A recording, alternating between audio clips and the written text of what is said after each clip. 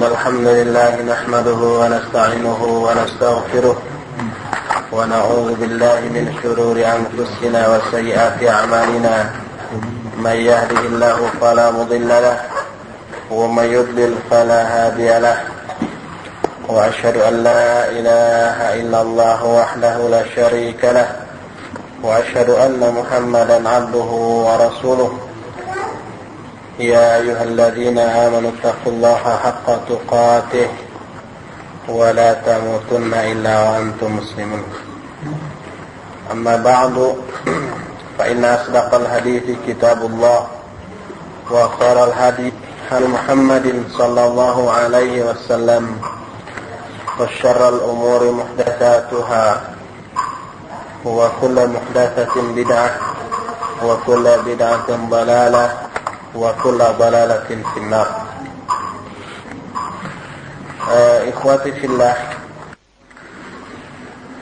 hari ini kita akan melanjutkan pembahasan kitab Bulughul Maram yang pada hari Jumat yang lalu kita sudah selesai membahas hadis yang ke-119. Sekarang kita akan masuki hadis yang ke-120, masih tentang kitab At-Taharah, bab Al-Haid. Hadis ke-120 ini diterima dari Ummu Atiyah radhiyallahu anha. Qalat kunna la na'uddu al-qudrata was-sufrata ba'da tuhri syai'ah. Rawahu al-Bukhari wa Abu Daud wa lafdhu lahu. Kata Ummu Atiyah, kami dulu, maksudnya zaman Rasul SAW, tidak menganggap apapun terhadap kudrah dan sufrah setelah suci. Kami tidak menganggap najis atau tidak menganggap haid terhadap keluar. Kudrah ini disebut al-launul ahmar alladhi yudrabu nahwa sawad. Kudrah itu cairan warna merah yang semu-semu hitam. Apa semu itu bahasa Indonesianya? Semi hitam, kehitam-hitaman. Sedangkan sufrah adalah al-launul ahmar alladhi yamilu ilal bayad. Fahuwa ahmar ghaira qanin yakunu bilaunil dhahab. Sufrah itu adalah cairan warna merah yang agak cenderung ke warna putih. Jadi merahnya tidak merah sekali, tidak merah ecei, tidak merah tua. Tetapi merahnya itu bercampur kuning sehingga yakunu bilaunil dhahab. Mirip-mirip warna emas.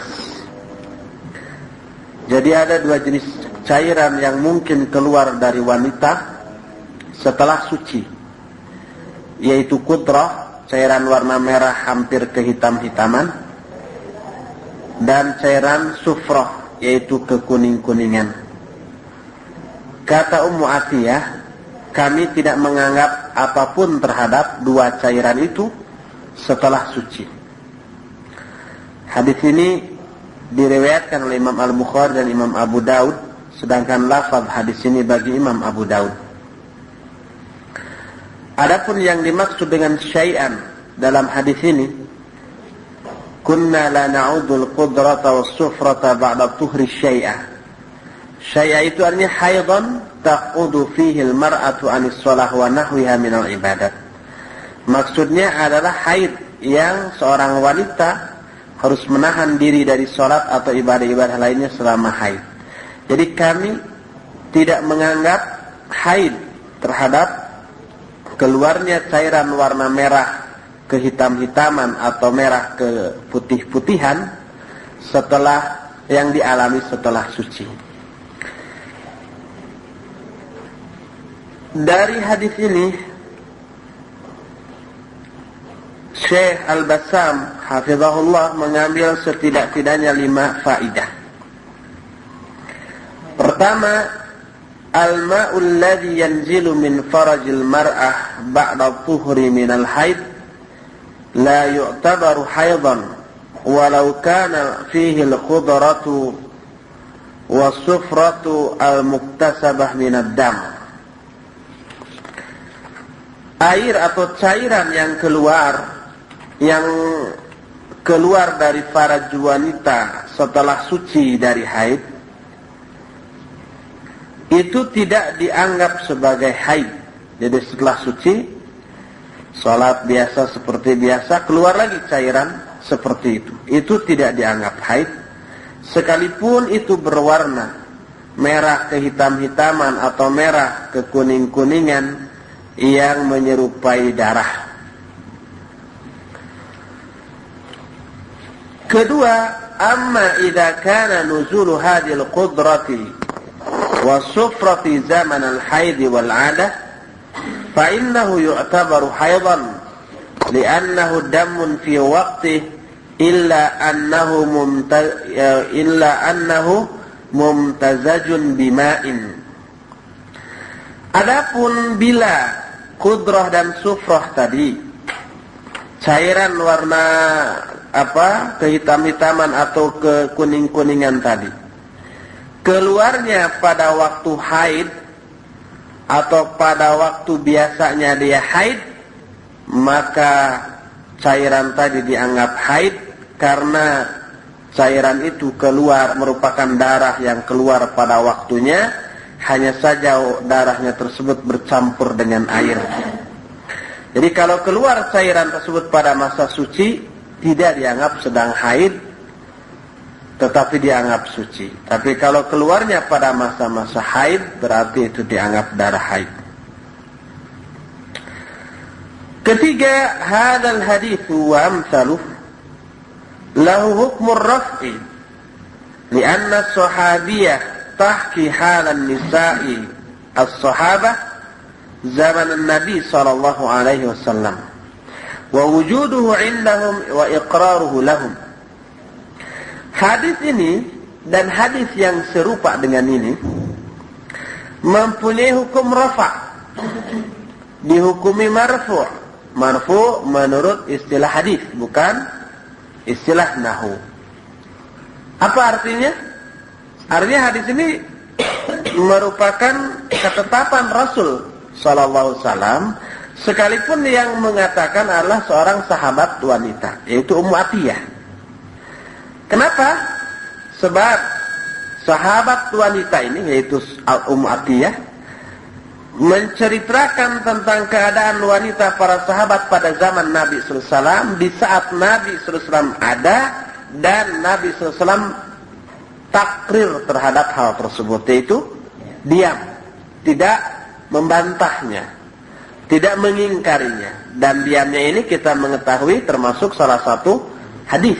Hadis itu adalah kullu ma udhifa ila Nabi sallallahu alaihi wasallam qaulan aw fi'lan aw taqriran.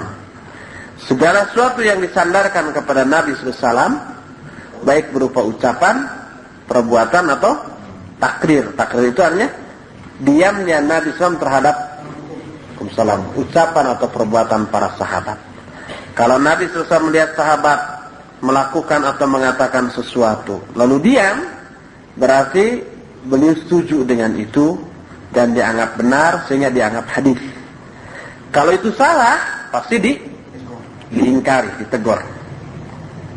Jadi hadis ini, walaupun ucapan Ummu Atiyah yang meriwayatkan tentang para wanita yang mengalami keluarnya cairan setelah masa haid, ini hadis ini dianggap hadis yang marfu' karena Nabi SAW pada zaman tersebut ada dan diam terhadap apa yang dikatakan oleh Ummu Atiyah ini.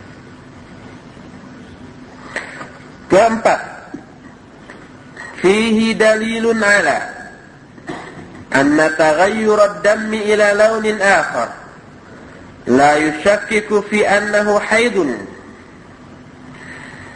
madama fi zamanihi wa waqtihi. Di dalam hadis tersebut terdapat dalil yang menerangkan bahwa perubahan darah dari warna merah kepada warna lain tidak diragukan lagi bahwa itu darah haid selama darah itu keluar pada waktu haid, pada masa haid.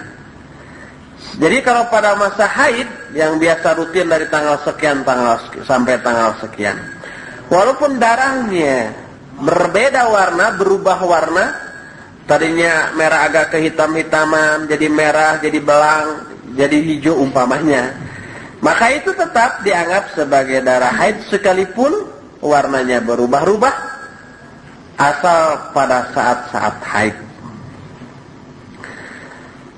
Faedah terakhir, qala fil mughni man ra'atid dam min fi ayyami adatiha sufratan aw qudratan fahuwa haidun wa in ra'athu ba'da ayyami haidatiha lam tu'taddu bihi. Nasu alaihi Ahmad wa huwa madhhabu Thawri wa Malik wa Syafi'i lianna Umma Atiyah qalat kunna la na'uddu al-qudrata was-sufrata ba'da tuhri syai'ah. Siapa di antara wanita yang melihat darah pada waktu-waktu biasa dia haid dan darahnya itu warnanya sufrah atau qudrah, sufrah itu kekuning-kuningan tadi seperti warna emas atau kehitam-hitaman, dan itu keluarnya pada masa haid, maka itu adalah darah haid.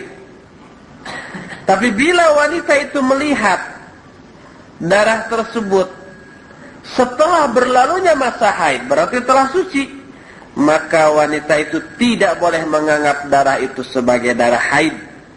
Ini dinyatakan oleh Imam Ahmad, dan ini merupakan madhab Imam Ats-Tsawri, Imam Malik, dan Imam Asy-Syafi'i.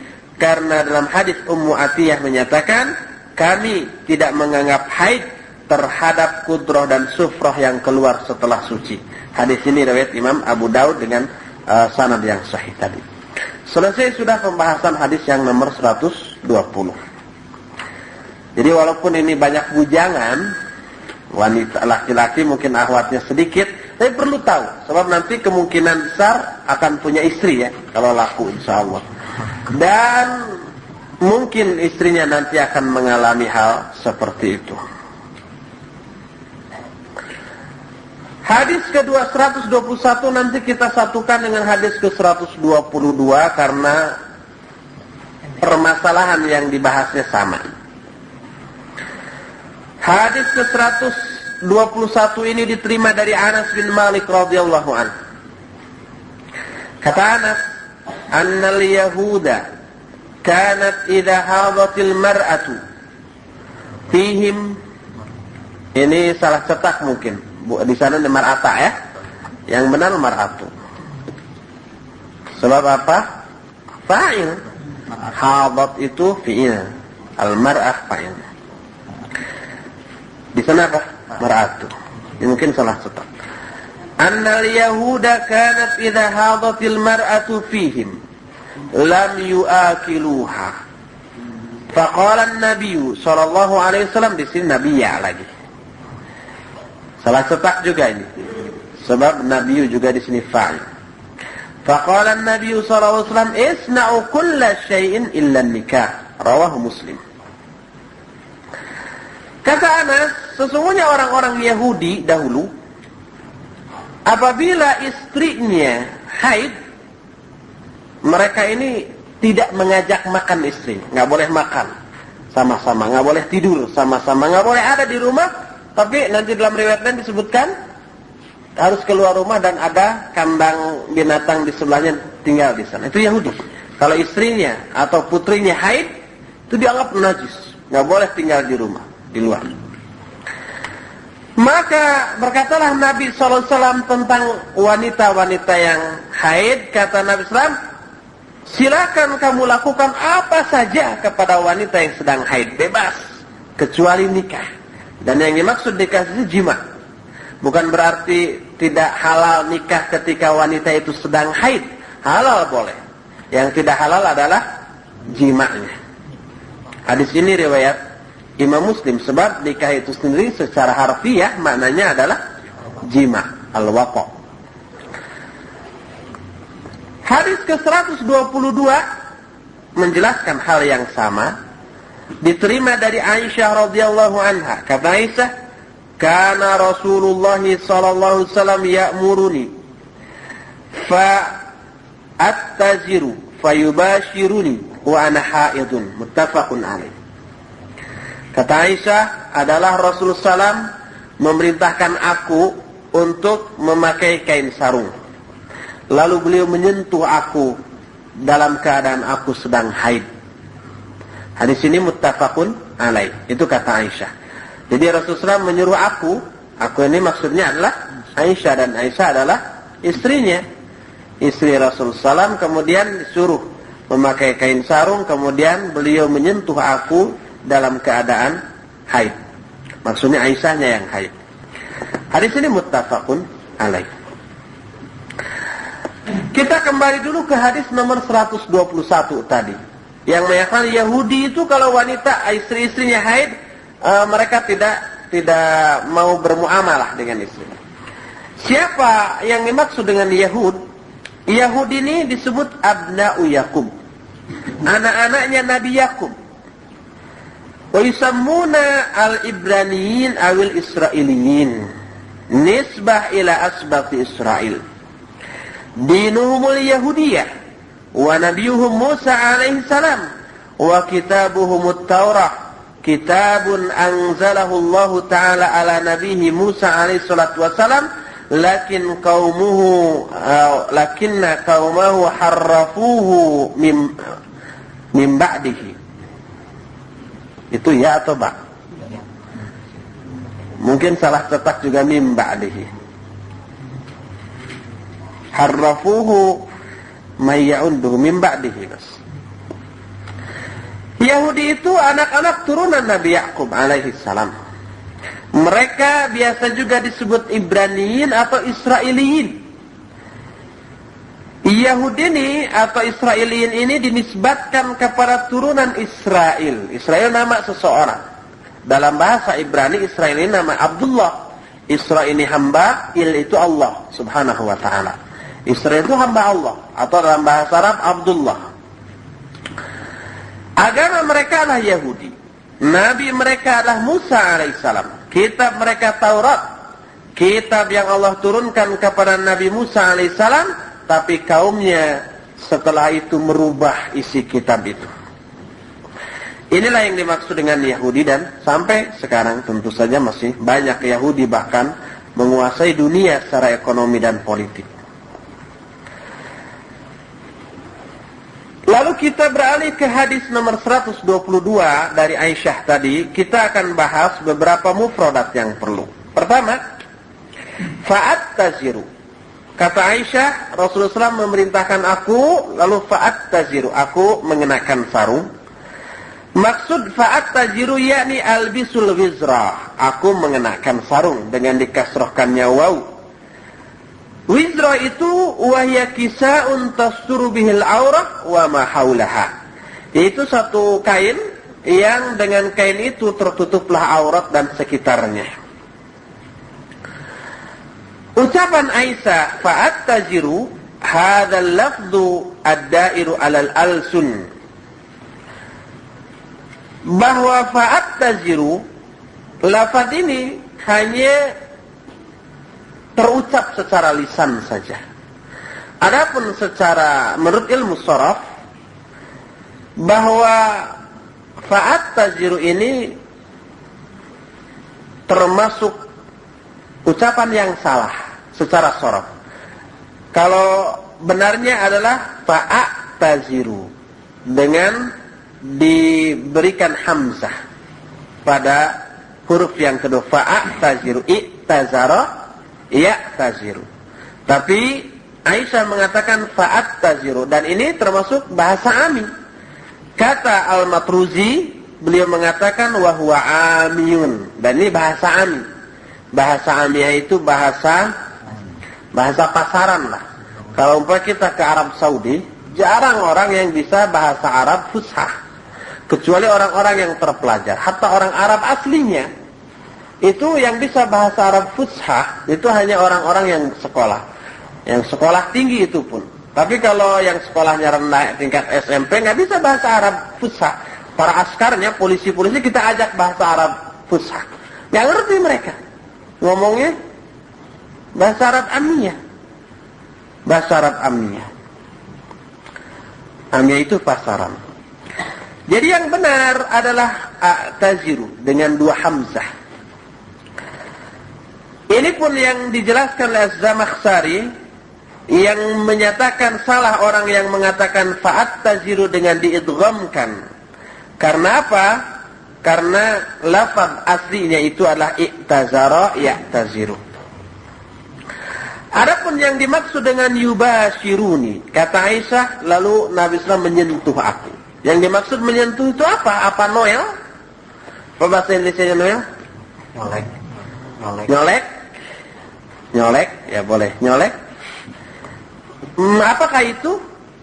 Kata Syekh Al-Basam yang dimaksud fayubashiruni, yuqalu basyara ar-rajulu zawjahu la masya basyarataha biilsaqi basyaratihi bi basyaratiha.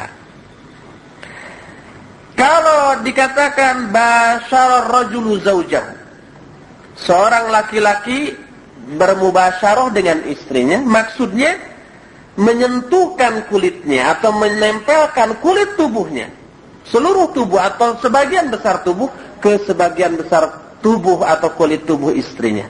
Jadi yang dimaksud yubashir ini menyentuh bukan hanya Noel tadi, nyolek begitu, tetapi menempelkan kulitnya dengan kulit istrinya. Itu yang dimaksud mubasyarah. Makanya di dalam ayat ada apa? Wabashiruhunna bil ma'ruf. Atau di dalam surat nikah tertulis mubasyarah atau muasyarah bil ma'ruf atau mubasyarah bil ma'ruf dengan cara yang ma'ruf. Nah, inilah hadis yang ke-122 yang diriwayatkan Imam Bukhari dan Imam Muslim. Dari hadis ini kita bisa ambil beberapa faidah. Pertama, al-haidu tahirun badanaha wa irqaha wa thiyabaha fatajuzu mubasyaratuha wa mulamasatuha wa qiyamuha bi syu'uni manziliha min i'dadi at-ta'am wasyarab wa ghairi dzalik. Wanita yang haid adalah suci baik badannya maupun keringatnya ataupun pakaiannya. Maka boleh bermubasyarah, bersentuh-sentuhan dengan wanita yang sedang haid, dan boleh juga wanita yang haid itu melakukan pekerjaan rumah seperti biasa, baik itu menyediakan makanan, minuman, memasak, mencuci, dan seterusnya. Boleh. Karena Rasulullah SAW pun bersentuhan dengan Aisyah ketika Aisyah sedang haid. Jadi tidak dianggap najis. Ini perbedaan Islam dengan Yahudi. Kalau Yahudi dianggap najis. Dan berbeda juga dengan Nasoro. Kalau Nasoro berseberangan dengan Yahudi. Kalau Yahudi menganggap najis, nggak boleh ada di rumah. Tapi kalau Nasrani menghalalkan semuanya, hatta ketika mengawinnya pun boleh ketika haid. Itu Nasoro. Jadi Nasoro menghalalkan segala-galanya seperti ketika suci. Kalau Yahudi menganggap najis kepada wanita yang haid. Islam itu di tengah-tengah. Menganggap suci badannya, keringatnya, pakaiannya, dan menganggap najis itu hanya faradnya saja ketika sedang haid. Kedua, fihi wujubu mukhalafatil yahudi alladzina lam yu'akilul mar'atal haidha wa ya'taziluha. Di dalam hadis yang ke-122 tadi terdapat keterangan wajibnya bermukhalafah dengan orang-orang Yahudi. Bermukhalafah itu berselisih, berbeda sikap dengan orang Yahudi yang tidak mengajak makan, tidak mengajak bergaul dengan wanita yang sedang haid, bahkan mengucilkannya. Mengucilkannya. Ketiga, innahu yahillu minal mar'atil haid yuhallu minal mar'atil haid kullu syai'in illa al-jima'. Fayajuzu li zawjiha ay ya'muruha fatalbisu izaran aw sirwalan qasiran aw tawilan thumma yubashiruha fi ayyi makanin min badaniha ma dama dhalika fi ghairi makanil haid wa huwa al-farj. Dihalalkan wanita yang sedang haid itu diperlakukan apapun oleh suaminya kecuali jima. Maka boleh bagi suaminya memerintahkan istri yang sedang haid untuk memakai sarung atau celana pendek atau celana panjang, kemudian memperlakukan si istri itu dengan cara bagaimanapun, menyentuh wanita itu di tempat manapun dari badannya selama tempat itu bukan tempat haidnya. Tempat haid itu maksudnya faradnya. Nah, kalau faradnya baru nggak boleh. Selain itu boleh, apapun. Mau dibagaimanakan pun, itu terserah. Kata Syekh Al-Basam, wal istimta'u bil haid bima fawqa surrah wa duna rukbah la khilafa fi ibahatihi indal fuqaha. Wa innamal khilafu fi ma duna surrah wa fawqa rukbah. Wal ayatul karimah amarat bi'tizalil mahidi faqat. وهو مكان الحيض أي الفرج فقال تعالى فاعتزلوا النساء في المحيض والحديث يصنع كل شيء إلا النكاح رواه مسلم يدل ذلك على إباحة جميع جسد الحائض إلا موضع الأذى. Bersenang-senang dengan seorang wanita yang sedang haid, tetapi bersenang-senangnya itu di antara di atas pusar, di bawah lutut. Jadi pusar ke atas, lutut ke bawah. Maka tentang masalah ini tidak ada ikhtilaf, seluruh fuqaha membolehkannya. Boleh bersenang-senang di atas pusar dan di bawah lutut. Terserah mau dibagaimanakan. Boleh semuanya. Semua ulama ijma' boleh. Adapun ikhtilaf hanya terjadi ketika memperlakukan wanita yang sedang haid antara di bawah pusar dan di atas lutut. Ini ikhtilaf.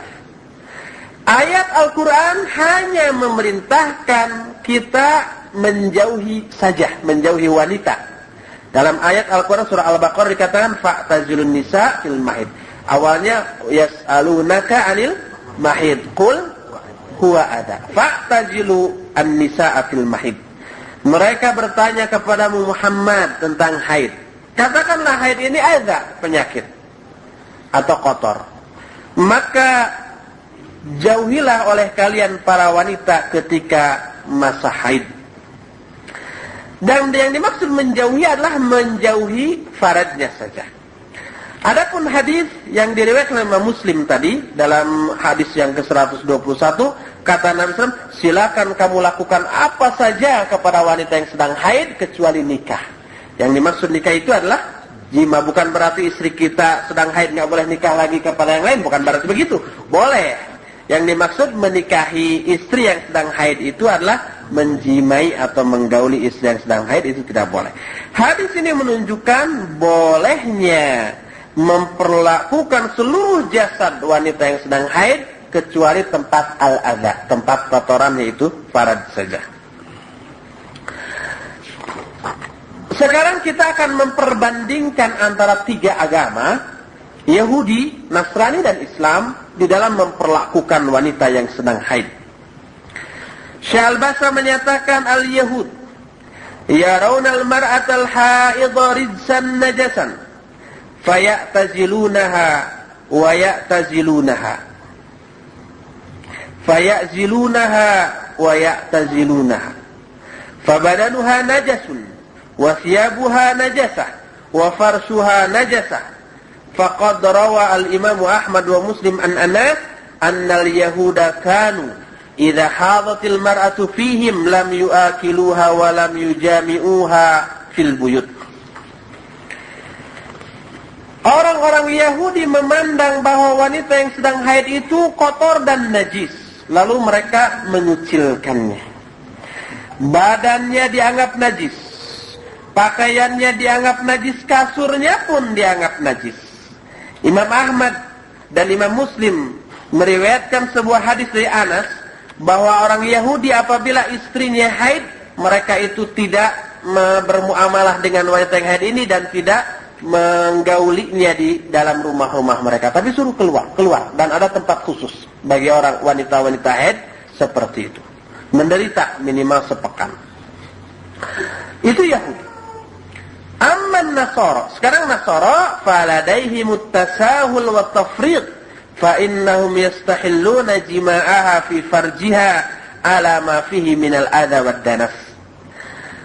Menurut orang-orang Nasrani ini sebaliknya dari Yahudi. Kalau Yahudi ifrat itu berlebih-lebihan, mutasyaddid. Kalau Nasara tasahul, menggampangkan, menganggap remeh masalah ini, dan mereka menganggap halal menggauli wanita yang sedang haid walaupun pada farajnya, padahal saat itu sedang ada adza dan danas, kotoran dan najis. Insyaallah tentang bagaimana hukum orang yang menggauli istrinya dalam keadaan haid akan kita jelaskan nanti pada hadis-hadis yang berikutnya. Adapun Islam disebutkan amal Islam fahuwal wasatu bainal ghuluwi wal jufa wa dinul adli fil umuri kulliha fal haidu mahsuratu najasatiha fi farjiha faqat fahadha huwal muharram qala ta'ala fa'tazilun nisaa fil mahid. Adapun Islam itu wasat di tengah-tengah antara berlebih-lebihan dengan apa lawan berlebih-lebihan? Berkurang-kurangan. Jufa itu kering gersang dari aspek hukum. Islam adalah din yang adil dalam segala urusan. Maka wanita yang sedang haid hanya dianggap najis terbatas pada farajnya saja. Dan farajnya itu yang diharamkan oleh Allah untuk digauli. Allah berfirman fa'tazilun nisaa fil mahid, jauhilah para wanita ketika haid. Imam Muslim pun meriwayatkan sebuah hadis Nabi SAW bersabda, isna'u kulla syai'in illa nikah, lakukan apapun yang kamu maui, apa saja kecuali jima, illa jima, kecuali jima. Kemudian di dalam Sunan Abu Daud, Hukaim bin Hazm berkata, ya Rasulullah, ma yuhalluli min imra'ati wa hiya haid, qal laqa ma fawqal izar. Kata Hukaim bin Hazm, wahai Rasulullah, apa yang dihalalkan untukku terhadap istriku ketika istriku sedang haid? Kata Rasulullah, engkau boleh memperlakukan di atas sarung. Kalau di atas sarung sudah ditutup oleh sarung farajnya, silakan bebas apapun maumu. Dalam hadis riwayat Bukhari dan Muslim, Aisyah radhiyallahu anha menyatakan, kana Rasulullah SAW ya'muruni fa'attaziru fayubashiruni wa ana haid wa ma'nahu yulsiqu basharatahu bi basharatiha. Kata Aisyah, Rasulullah SAW memerintahkan aku untuk mengenakan sarung, lalu beliau menyentuhku dalam keadaan aku sedang haid. Makna menyentuhku itu Rasulullah SAW menempelkan kulit badannya ke kulit badan Aisyah radhiyallahu anha. Inilah yang membedakan antara Islam dengan Yahudi dengan Nasrani. Ada penjelasan berikutnya dari Syekh Al-Bassam. Kata beliau, wa bihadza fal Islam taraffu'un 'anil adza wal qadar alladhi lam yatahasha anhu an-nasara. Walam yuhinil mar'ah wa yunzilha manzilatan safilatan saqitatan kal yahud alladzina qala kitabuhumul muharraf idza kanat imra'atun wa laha sailun wa kana sailuha damman fasab'atu ayyam takunu fi tamathiha wa kullu man massaha yakunu najasan wa kullu man massa firashaha yaghsilu thiyabahu wa yastahimmu bima'in wa in taja'a maha rajulun yakunu fi tamathiha alaihi yakunu najasan. Dengan perbedaan tadi terangkatlah Islam. Jadi Islam menghindari dari kotoran, penyakit yang orang-orang Nasara tidak menghindarinya. Karena orang Nasrani itu menghalalkan menggauli istri ketika haid. Tapi juga tidak menghinakan wanita. Dan tidak mendudukan wanita pada kedudukan yang rendah dan hina seperti Yahudi. Kalau Yahudi kan sampai mengeluarkan dari rumahnya. Yahudi itu kitab mereka yang sudah dirubah, kitab Taurat yang sudah dirubah. Jadi tentu saja ini tidak termasuk firman Allah. Tidak termasuk ajaran Allah yang Allah turunkan kepada Nabi Musa. Karena sudah dirubah tadi. Kitab Taurat yang sudah dirubah mengatakan, bila seorang wanita darahnya mengalir, ada yang mengalir dan yang mengalir itu darah selama 7 hari, maka wanita itu berada dalam masa tamas itu haid. Setiap orang yang menyentuhnya, dia menjadi najis. Semua orang yang menyentuh kasurnya, dia harus mencuci pakaiannya dan mandi dengan air. Kalau seorang laki-laki tidur berbaring-baring beserta wanita yang sedang najis, yang sedang haid di saat haidnya, maka jadilah laki-laki itu pun menjadi najis. Jadi betapa Yahudi itu menghinakan kaum wanita ketika masa-masa haidnya. Sampai di seperti itu kan. Amma Rasulu Muhammadun sallallahu alaihi wasallam alladhi yadribu li ummatihi al-mithal fil ashrati zawjiyah fayuqabbilu zawjatahu wa hiya haid wa yattaji'u ma'aha wa yad'uha wa hiya fi hali haidiha ila madaji'ihi. Ini mudaja'atihi. Secara makna ini salah. Madaji'ihi mungkin salah apa? Salah cetak. Wa yaqra'ul Qur'an fi hujriha wa yumakkinuha fi tarjili ra'si wa ya'muruha fatattajiru fayubashiruha bima fawqa al-izar wa huwa yattaqil jima' wa yajtanibuhu minha. Adapun Rasul Muhammad sallallahu alaihi wasallam yang merupakan contoh bagi umatnya, uswah hasanah, beliau mempunyai 10 wanita, istri maksudnya. Beliau mencium istrinya ketika istrinya sedang haid. Dimuliakan. Beliau pun tidur bersama istrinya, tidur berbaring biasa. Dan mengajak istrinya dalam keadaan haid ke tempat tidurnya. Beliau pun membaca Al-Quran di kamar istrinya yang sedang haid. Beliau pun menyuruh istrinya untuk menyisir kepalanya, menyisir rambut, tapi kepalanya di sini. Dan memerintahkan istrinya untuk memakai sarung lalu menyentuhnya di atas sarung itu, dan beliau menjaga diri dari jima dan menjauhi dari jima dengan istrinya ketika haid. Tapi selain jima, Rasulullah SAW membolehkan bahkan melakukan itu. Inilah perbedaan Islam Yahudi dan Nasrani. Islam wasat dalam segala hal. Islam ini wasat di tengah-tengah. Selesai sudah pembahasan hadis ke-122. Nah, hadis 123 ini berisi tentang hukuman bagi orang yang menggauli istri ketika istri sedang haid. Hukuman syar'i dan ada nanti hukuman hissinya.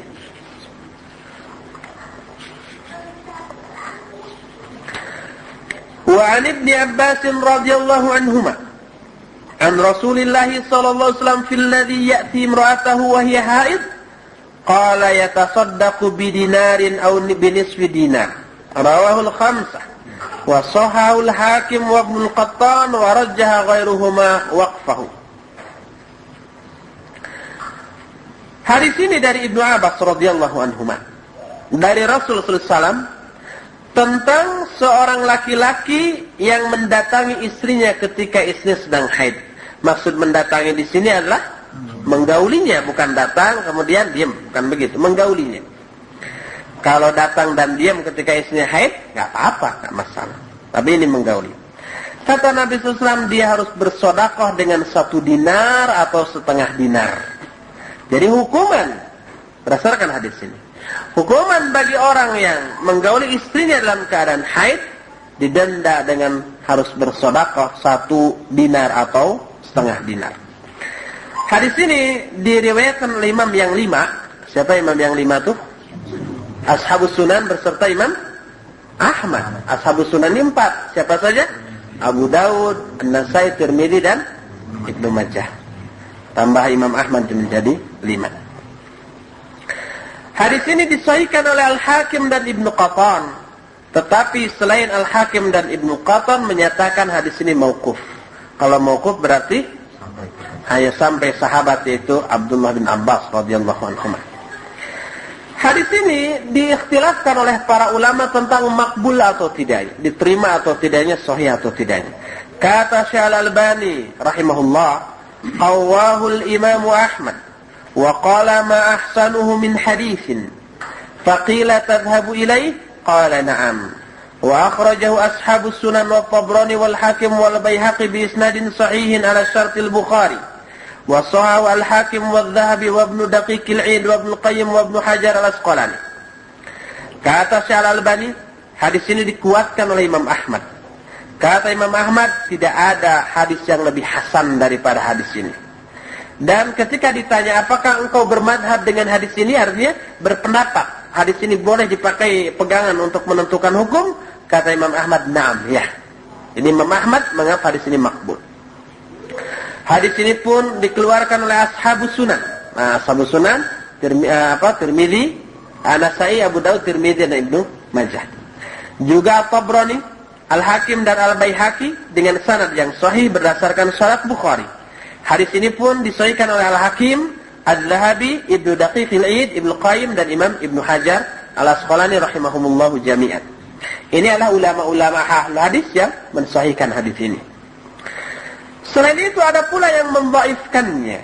Kata Al-Bassam, wa qad dha'afahu Ibnu Sakan wa Ibnu Shalah, wa balagha an-Nawawi fi naqlihi al-ijma' ala dha'fihi fi syarh Sahih Muslim wal Majmu', wa da'wa al-ijma' mardudatun, wa qala Al-Hafidz Ibnu Hajar fihi idtirabun katsirun jiddan fi matanihi wa sanadihi, wa ikhtulifa fihi qaulul Imam Ahmad katsira wa qaulut Tirmidzi ulama'ul amsar annahu la fidyata dalil annal amal ala tarki la fidyata annahu la fidyata dalilun alal amal ala tarkihi.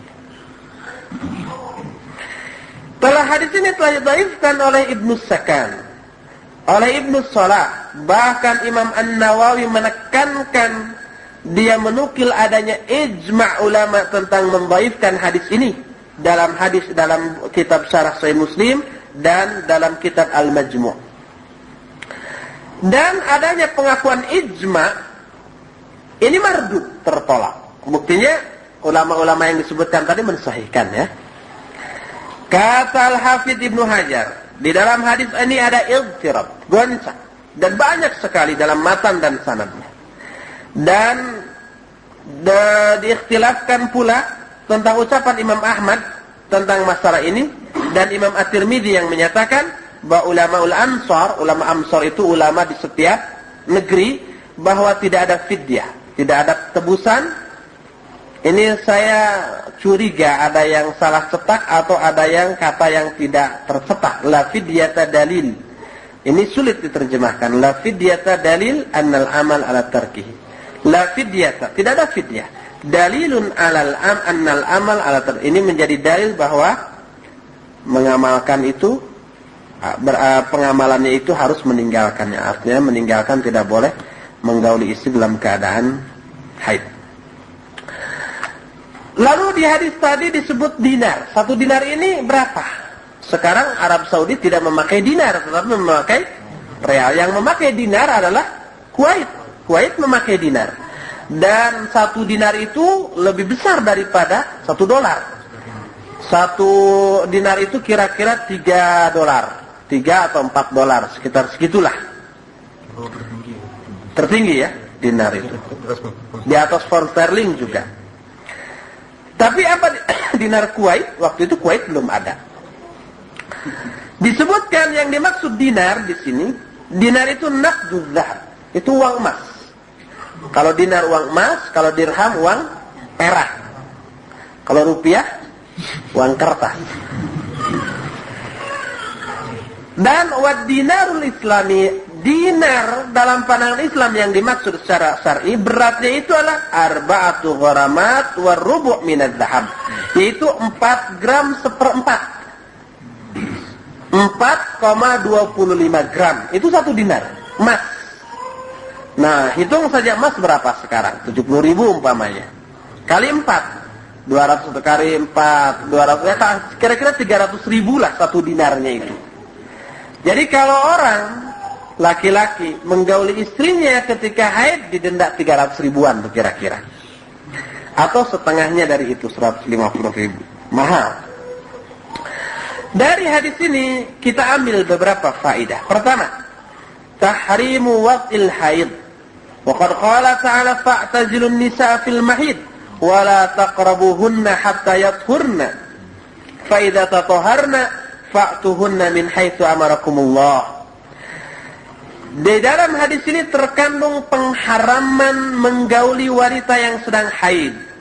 Allah berfirman, jauhilah oleh kalian para wanita ketika haid, dan jangan kalian dekati mereka sampai mereka suci. Dan maka apabila mereka telah suci, datangilah mereka dari arah yang telah Allah perintahkan kepada kamu. Dari arah mana?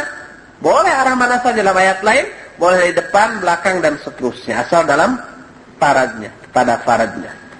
Kedua, innal ladzi yujami'u zawjatahu wa hiya haidun fa'alaihi kifaratun yatasaddaqu biha wa hiya dinarun aw nisfu dinar. Sesungguhnya orang yang menggauli istrinya dalam keadaan haid, dia harus bayar kifarah, tebusan, yaitu dengan bersedekah karena perbuatannya dengan 1 dinar atau setengah dinar. Menggauli istri yang diharamkan ketika haid maksudnya ilaj, memasukkan ke faraj wanita. Adapun hanya menyentuh wanita yang sedang haid, tapi bukan menyentuh farajnya, maka sudah berlalu tadi boleh, berdasarkan hadis Aisyah tadi. Berkata Syekhul Islam Ibn Taimiyah rahimahullahu ta'ala, wujubul kifarati fi wad'il haid wa wuqfal qiyas law lam ya'ti bihi nassun dhalika anna al-ma'asi allati ja'a tahrimuha kal wad'i fi siyam wal ihram wal haid tadkhuluha al-kifarah bi khilafil ma'asi al-muharram jinsiha kadh-dhulmi wa zinah lam yusra' laha kifarah.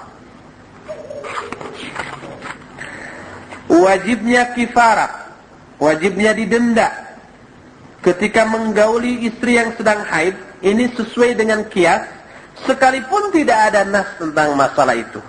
Apalagi ini ada nas. Walaupun tidak ada nas, boleh didenda karena adanya qiyas. Kata Ibn Taimiyah, yaitu bahwa kemaksiatan yang diharamkan seperti umpamanya menggauli istri ketika saum, itu ada denda tidak? Ada. Juga ketika ihram ada denda. Juga ketika haid ada kifarah, ada denda. Ketika ihram nggak kuat menggauli istri, tidak dosa dia, tapi ada dam. Juga ketika saum menggauli istri, ada denda. Dendanya apa? Saum lagi 2 bulan berturut-turut tanpa terputus, kecuali dengan uzur syar'i. Uzur syar'i itu baik umpamanya sakit, safar, atau terlewat Idul Adha. Pasti kelewat Idul Adha kan, dan Idul Adha haram untuk saum. Itu boleh terputus karena hal-hal itu. Tapi kalau karena malas, sekarang istirahat dulu, nanti bulan depan saum lagi, itu nggak bisa, harus diulang lagi. Sudah umpamanya 54 hari, besoknya nggak saum, harus diulang lagi. Jadi yang 54 hari ini terhapus, diulang lagi.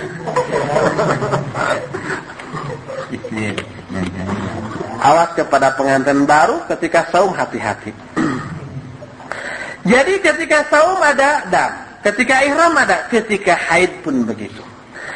Berbeda kalau maksiatnya itu merupakan maksiat yang bentuk perbuatannya secara hakiki diharamkan.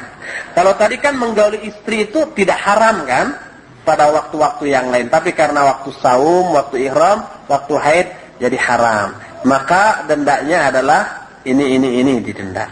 Sekarang kalau perbuatan maksiat itu perbuatan yang bentuk perbuatannya yang diharamkan, seperti zalim, seperti zina dan lain-lainnya, itu perbuatannya diharamkan. Maka ini tidak disyariatkan kifarat, tapi yang disyariatkan had, hukum rajam bagi yang sudah menikah atau dicambuk bagi yang belum menikah. Di sini ada penjelasan medis tentang bahayanya menggauli istri ketika sedang haid. Berkata Dokter Muhammad bin Ali Albar. Dokter, dua gelarnya ya. Dokter itu S3, kalau dokter sarjana kesehatan S1. Ini dua-duanya. Dokter entah di bidang, mungkin di bidang kesehatan juga, ya juga dokter. Namanya Muhammad bin Ali Albar. Kata Muhammad bin Ali Albar, idkhalul qadibi fil farji athna'al haid wa idkhalu mikrobat fi waqtin la tastati'ul ajhizah at-tanasiliyah an tuqawimahu fayahdutsu ma yali. Memasukkan qadib ini bahasa Latinnya penis, entah bahasa Indonesianya. Memasukkan qadib ke dalam faraj ketika sedang haid berarti memasukkan mikroba. Mikroba apa ya? Kuman-kuman. Mikroba apa? Bakteri. Memasukkan bakteri pada waktu ketika alat-alat tanasiliyat, alat-alat reproduksi, alat apa namanya? Reproduksi. Yang tukang semacam rahim, semacam itu apa namanya? Ya, seperti Pak, ulangi. Menggauli istri ketika haid gitu sajalah. Berarti memasukkan mikroba pada waktu ketika alat-alat reproduksi tidak mampu untuk mengantisipasinya. Jadi kalau ketika tidak sedang haid mah alat-alat reproduksi mampu mengatasinya. Tapi ini tidak. Maka akan terjadilah hal-hal berikut ini. Pertama, tamtaddu iltihabat ila qa'atair rahim fatasudduha mimma yuaddi ilal aqam awil hamil kharijar rahim. Akan terjadi pembengkakan di kedua saluran rahim. Rahim itu ada dua ya? Ada. Iya. Ya pokoknya gitulah, dua qanat rahim. Lalu akan tersumbat dia. Yang ini akan mengakibatkan kepada penyakit atau hamil di luar rahim.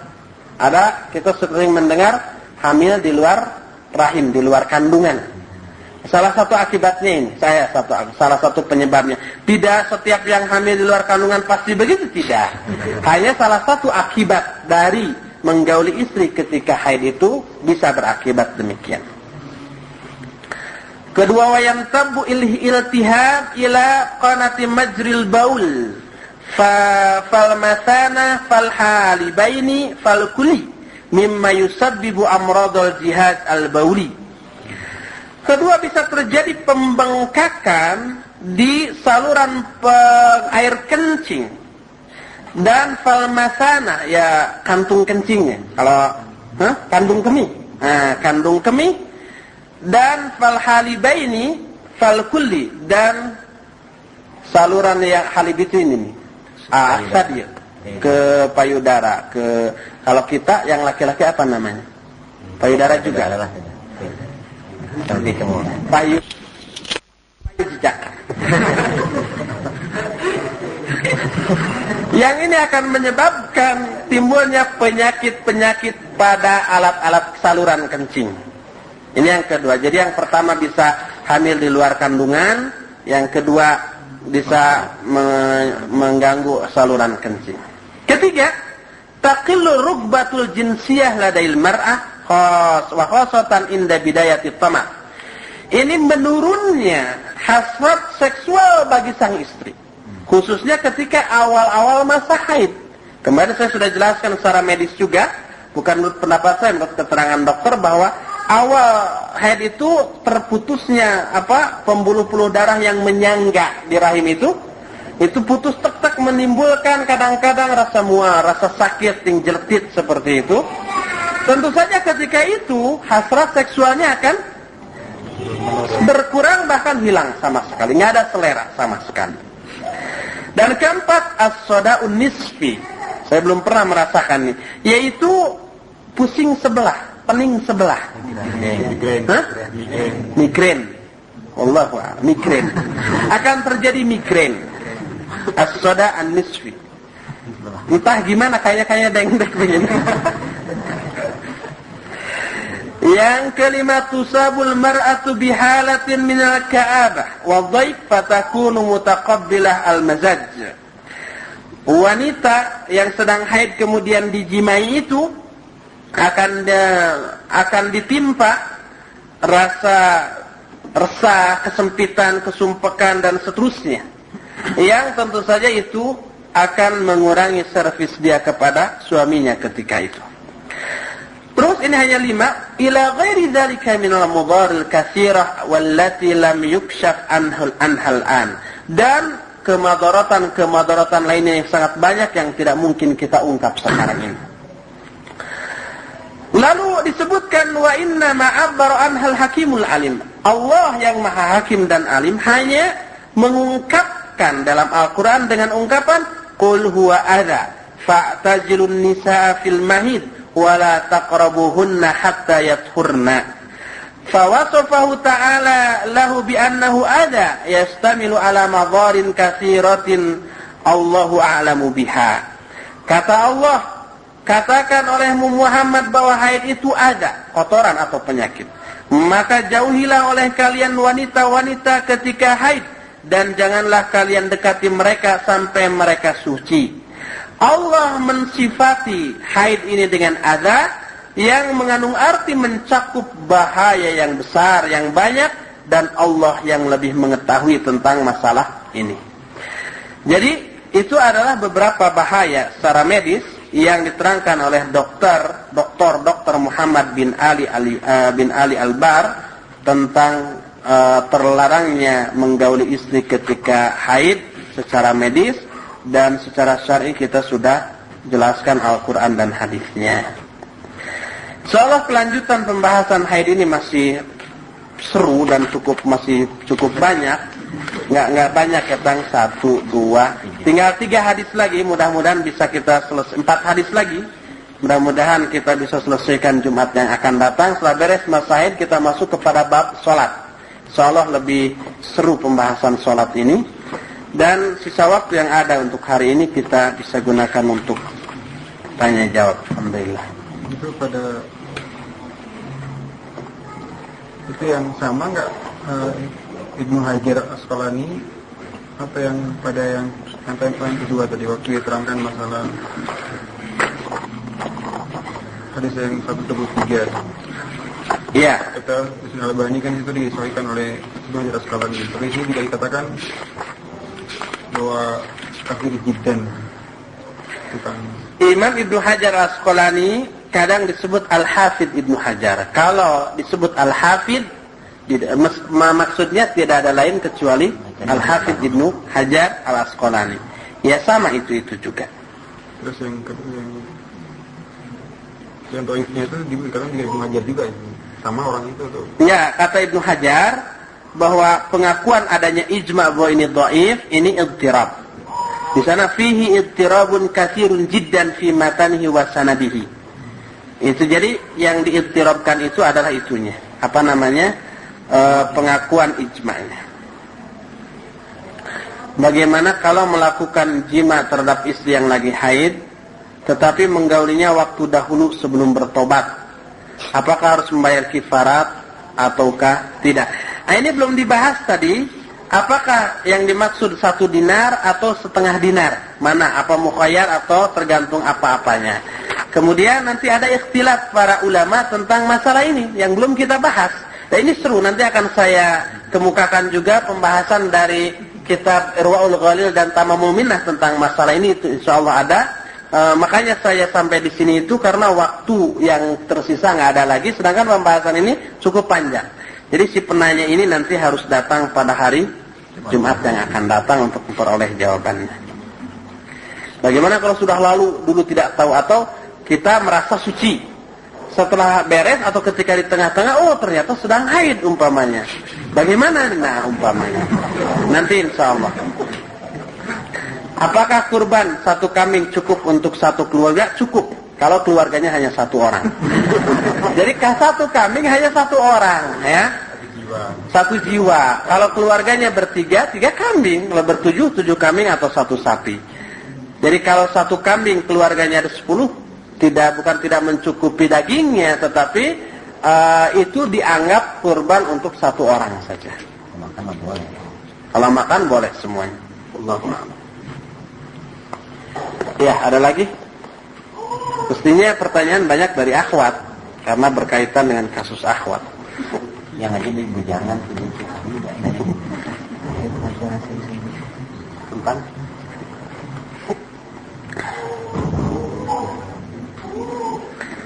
Fadilatul Syekh Muhammad bin Shalih Al-Utsaimin. Assalamualaikum warahmatullahi wabarakatuh. La'allakum sami'tum fadilatul Syekh an tadahhuri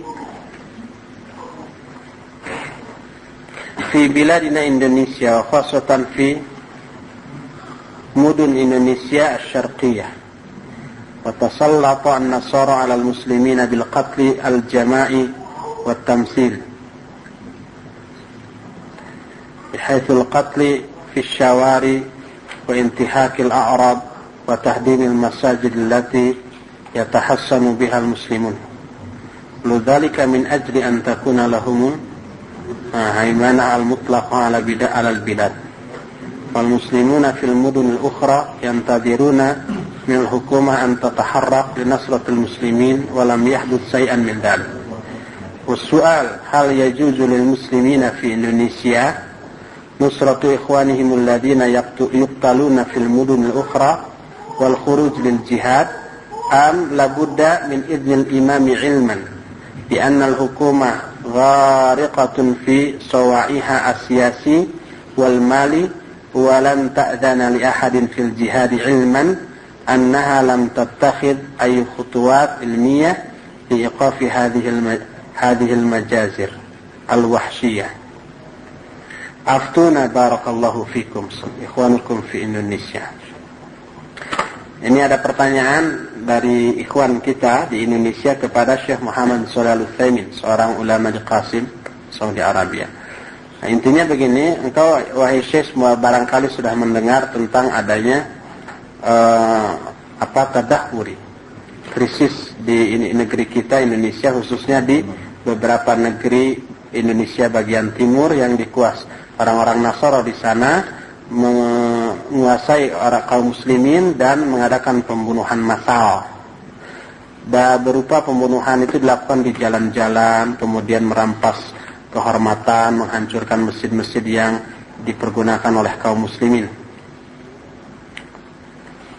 Kemudian orang-orang muslim di kota-kota lain menunggu dari hukumah, dari pemerintah untuk bergerak untuk menolong kaum muslimin di negeri-negeri tersebut, di kota-kota tersebut, tapi tidak pernah ada komando dari hukumah, dari pemerintah. Pertanyaan, bolehkah bagi kaum muslimin di Indonesia menolong saudara-saudaranya yang dibunuh di kota-kota lain dan keluar untuk jihad, atau harus dengan izin imam? Harus dengan izin imam. Maksudnya imam itu barangkali Gus Dur kalau di kita. Karena apa? Padahal diketahui bahwa hukumah ini berada dalam tekanan, baik tekanan politik maupun ekonomi, dan tidak akan mengizinkan kepada seorang pun untuk berjihad. Padahal diketahui bahwa